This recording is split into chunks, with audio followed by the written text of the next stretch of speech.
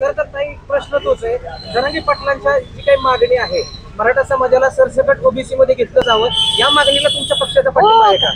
अहो आम्ही म्हणलंय ना, कॉन्स्टिट्यूशन अमेंडमेंट करा आणि करून घ्या. नंबर्स आहेत त्यांच्याकडे.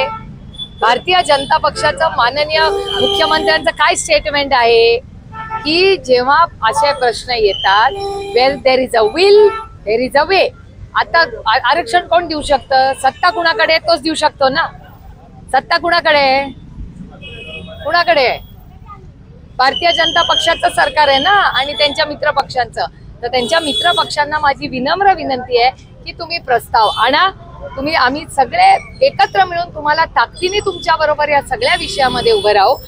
मला अतिशय विनम्रपणे माननीय देवेंद्रजींना त्यांचं स्टेटमेंट दाखवायचं आहे की where there is a will there is a way, when there is no will there is only committee.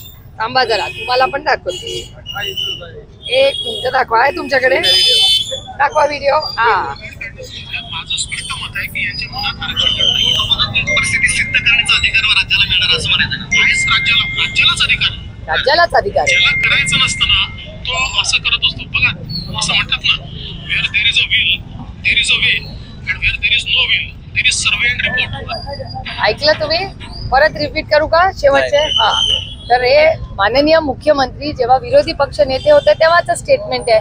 मी खूप विनम्रपणे त्यांना त्याची आठवण करून देते. आणि तेवढंच नाही, 250 आमदार हो, 250 आमदार, 300 खासदार, किसने रोका है? कसं आहे, सत्ता फक्त घर फोडून पक्ष फोडून नसते हो. ती सर्वसामान्य सत्ता मायबाप जनतेची सेवा करण्याची असते.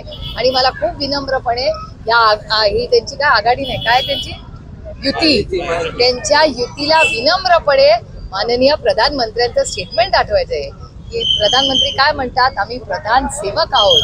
त्याच्यामुळे जर या देशाच्या प्रधानमंत्री सेवेसाठी आहेत तर त्यांच्या मागचे 3 पक्ष, त्यांचा स्वतःचा आणि 2 पक्ष का नाही त्याचा निर्णय घेते?